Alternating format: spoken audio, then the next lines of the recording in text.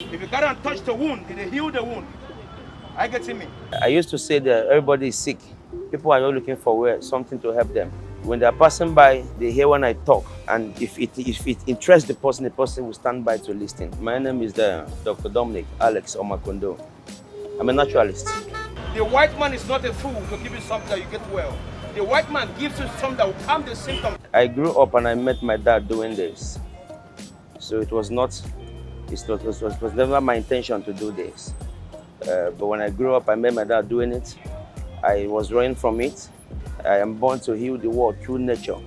We need to talk to ourselves as Africans. We need to go back to the original African philosophy.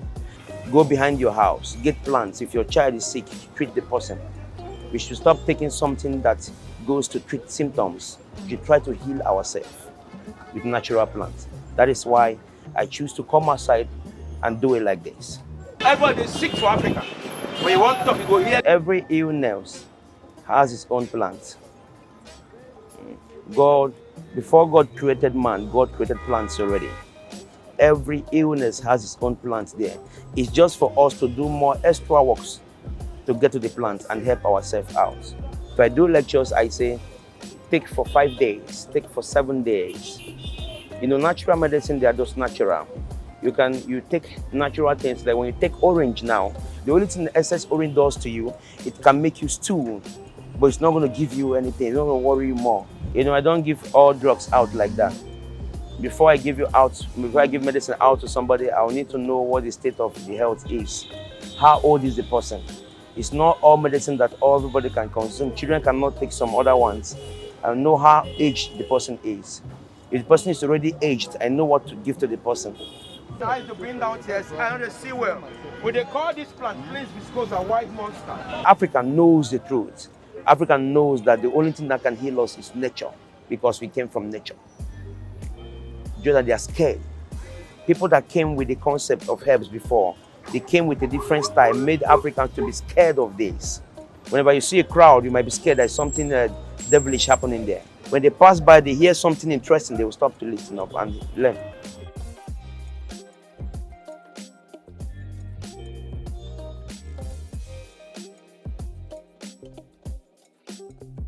Everyone knows that for a very long time, herbal medications have been used, and you can't completely say, oh yes, they are bad, or they are not.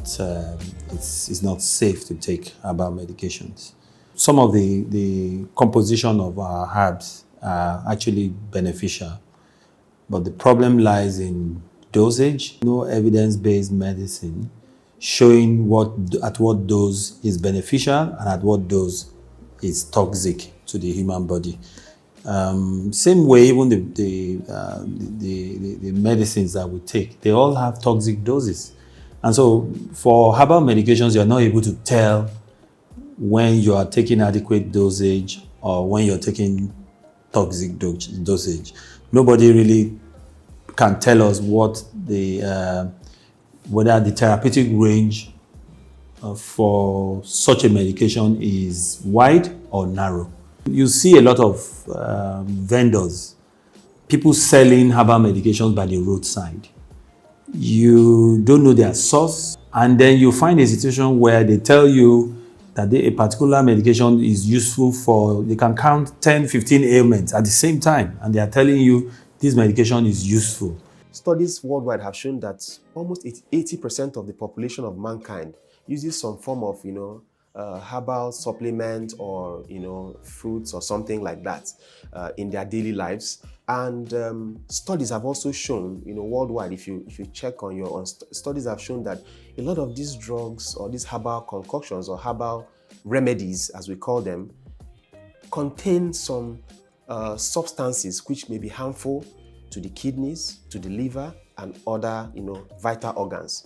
Why this happens is because a lot of times one is unable to tell the specific constituent of some of these herbal drugs. We all know that not all herbs or all substances are safe.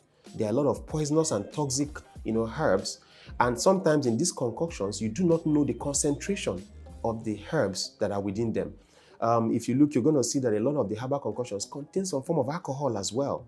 Some of the bitters that you see, some of the agbo that you see, and these are very toxic to the liver. We have had a lot of patients coming to this consulting room with liver failure, with kidney failure, as a result of unsupervised consumption of some of these herbal agents. So this is why we significantly discourage the use of these drugs. We're not saying that some of these plant products do not work. No, we don't say that at all, because we encourage people to take plants and vegetables and fruits, things like that. What we mean is that whatever is being taken should be supervised. We must know exactly what these compounds contain. We must know exactly what dosage is being taken, so that if there's any deleterious effect on the body, it can be picked up early. So how is this done? This will be done by one, ensuring that the people who make the natural remedies pass them through appropriate channels to investigate them and identify that they are safe to be consumed by people, to also ensure that they have licenses, so that when individuals who take these products have any effects, it can be traced back to the person who gave it. This is what you get in the medical profession. When you treat a patient and they are not happy with you, they know exactly what your name is, they know exactly your specialty, and you can be reported if you are found wanting. All right, and this is of course not what obtains in some of the herbal marketers. You see them in the parks selling. You cannot go to somebody at the park and say, "Sir, you treated me and I was not well and I got sick," because such a patient does not even have the license in the first place to treat.